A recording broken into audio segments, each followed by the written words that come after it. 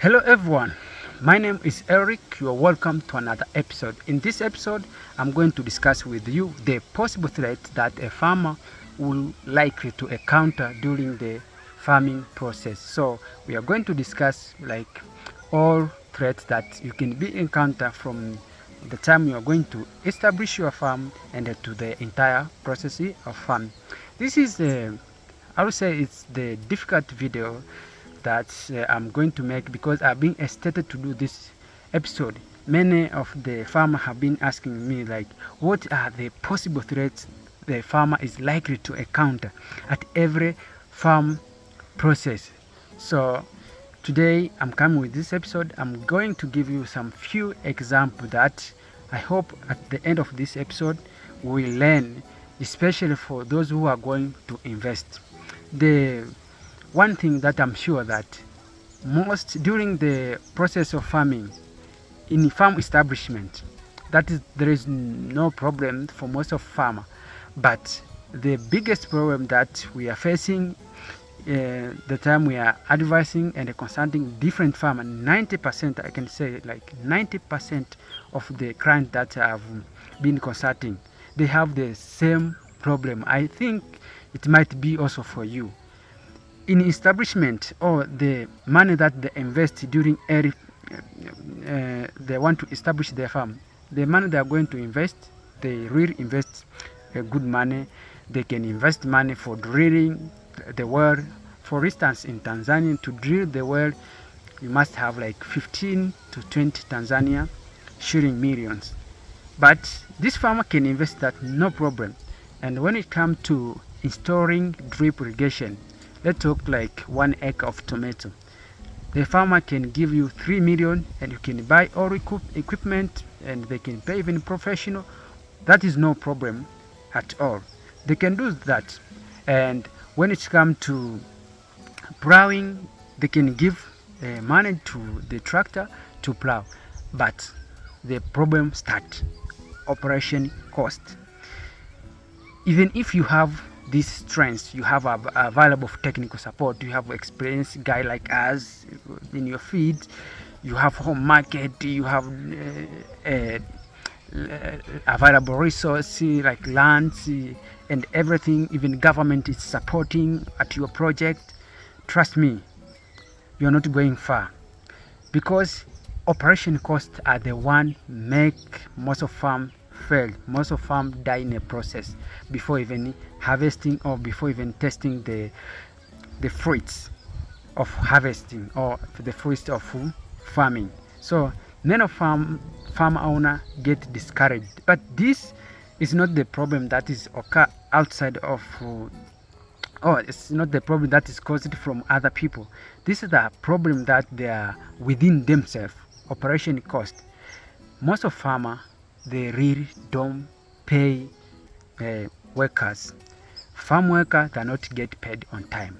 You can find in the place there is many farmers who are growing, so you can find the competitive labor market is high. Like to find those people who can run the farm every day, like doing all farm activities like weeding, which is very important, pruning, which is very important. You cannot prune like 1 acre of tomato by yourself. That is impossible, right? Weeding, and you weed just at a time. You do like fertigation, like you do like apply fertilizer. Just one person cannot do that. Transplanting, all those processes cannot be done with one person, or it's cannot done with your technician. And all those work, even harvesting, that if it reach that stage, it cannot be done by just one person. You find like many people are waiting. If you're harvesting, you find there is clients that are waiting, so one person cannot do that. So this is the most common problem that most people who are investing, they fail to do so. You can find like paying labor or farm worker. Those farm workers, they have bill to pay, right guys? So if you are going like you are paying low wages and you are going to wait until end of the month, which is difficult in reality. Even if you can be strict on managing them, there is a time that those workers, they will run to other farm so that they can do some workers. They can tell you they are sick, so they can do some work. They can get some money to supply or to get their basic needs, because they have some bills and they have family to take care. But if you can change that, you can count the money that you are paying per days and then pay them weekly. If you pay them in a weekly basis, because they are sure that even if they would borrow something in the middle of the week, they are sure that they are going to get that money and they are going to pay that one. So that is the way that you can sustain your workers. If you, there is no other motivation that you can motivate farmers or your teamwork for like paying them at a time. If you pay them at a time, you reduce a lot of problems. So if we think, or if the people are going to invest, they are going to do so, they are going to have or obtain or achieve their goals. Because in farming, what I realize, farm workers are the engine that bring us results. Another things that come is to the technical support from the agronomists.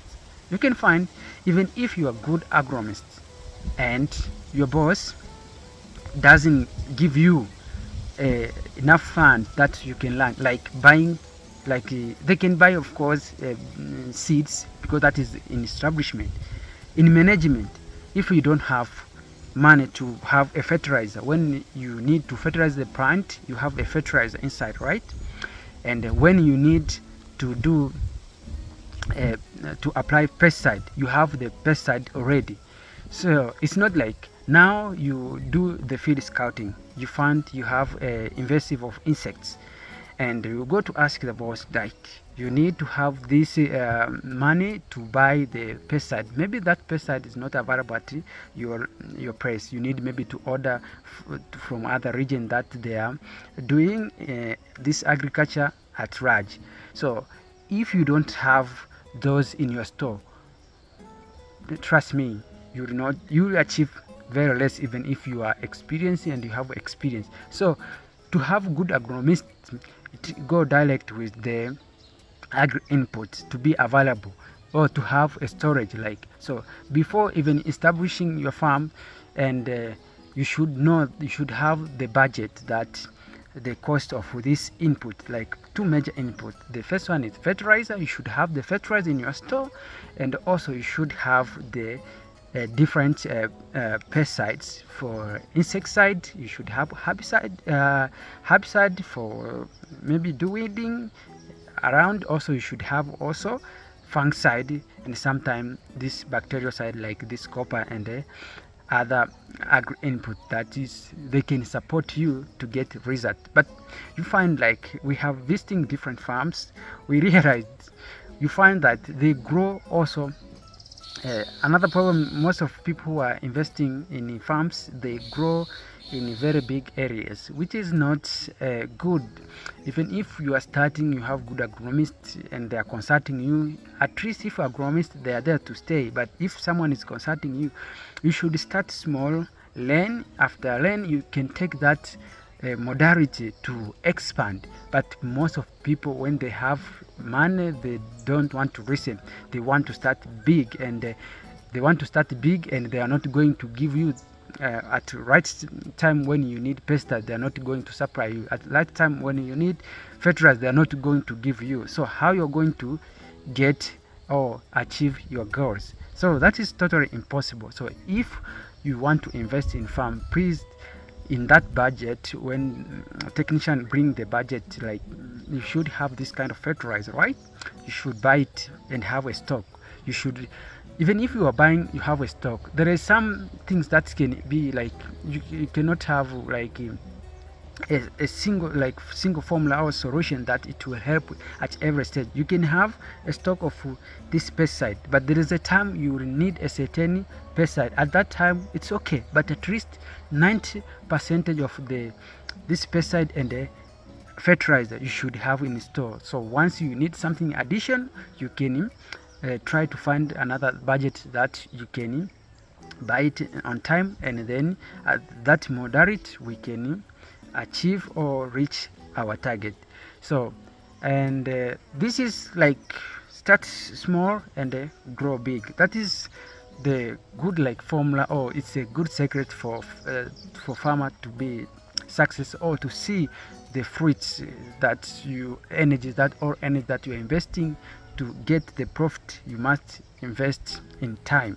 So if you follow all those guidelines, like after getting the budget, and you should have the agri input in your store, and you should pay laborers at time, I'm sure you're going to achieve, or you are going to have a good result. And the other things that you see, like we find in the feeds, this is from feed experience.